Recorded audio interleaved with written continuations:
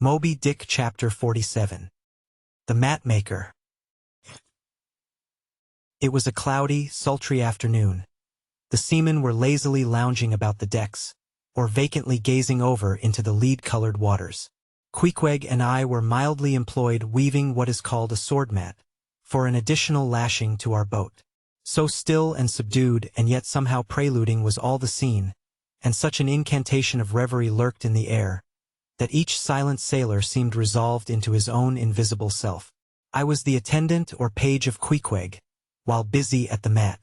As I kept passing and repassing the filling or woof of marline between the long yarns of the warp, using my own hand for the shuttle, and as Queequeg, standing sideways, ever and anon slid his heavy oaken sword between the threads, and idly looking off upon the water, carelessly and unthinkingly drove home every yarn.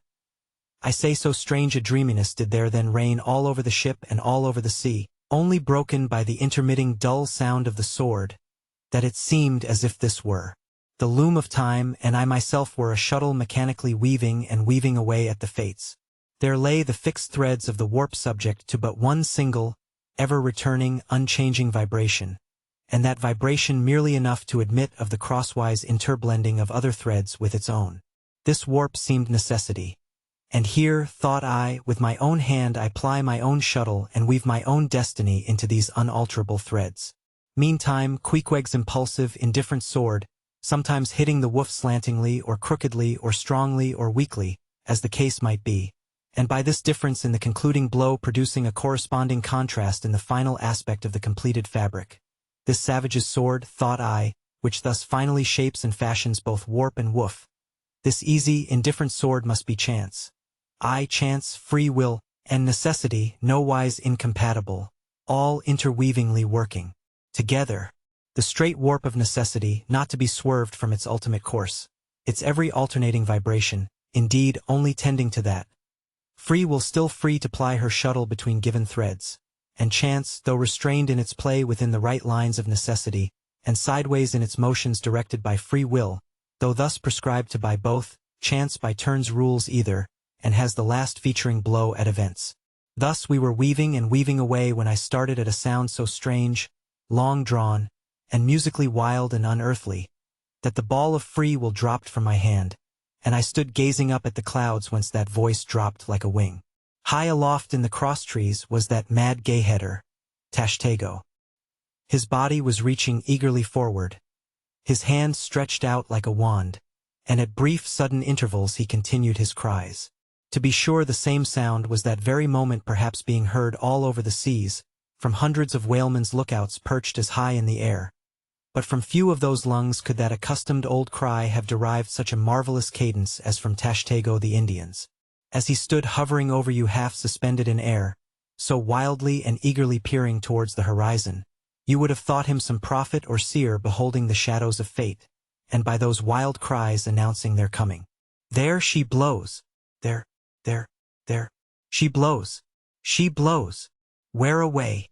On the lee beam, about 2 miles off. A school of them. Instantly all was commotion.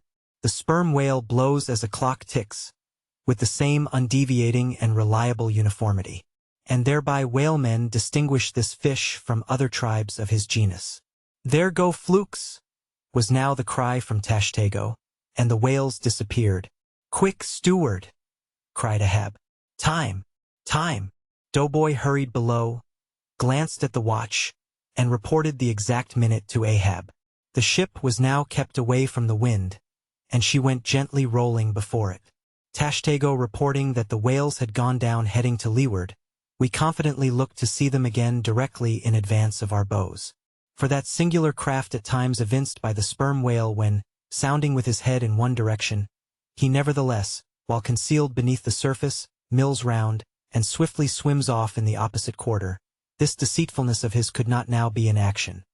For there was no reason to suppose that the fish seen by Tashtego had been in any way alarmed, or indeed knew at all of our vicinity. One of the men selected for shipkeepers, that is, those not appointed to the boats, by this time relieved the Indian at the mainmast head. The sailors at the fore and mizzen had come down. The line tubs were fixed in their places. The cranes were thrust out. The main yard was backed, and the three boats swung over the sea like three samphire baskets over high cliffs. Outside of the bulwarks, their eager crews with one hand clung to the rail, while one foot was expectantly poised on the gunwale. So looked the long line of man-of-war's men about to throw themselves on board an enemy's ship. But at this critical instant a sudden exclamation was heard that took every eye from the whale. With a start all glared at dark Ahab, who was surrounded by 5 dusky phantoms that seemed fresh formed out of air.